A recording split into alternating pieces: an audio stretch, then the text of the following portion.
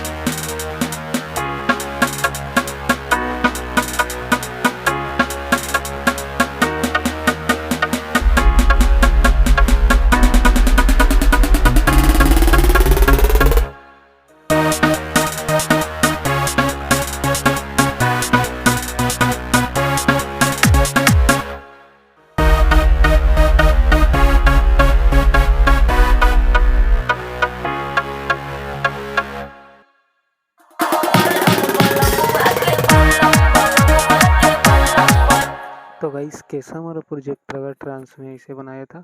बहुत सारे और भी गाने आने वाले हैं तो आप लोग एफएम वगैरह मांगते हो तो एफएम वगैरह मैं प्रोवाइड करूँगा भाई।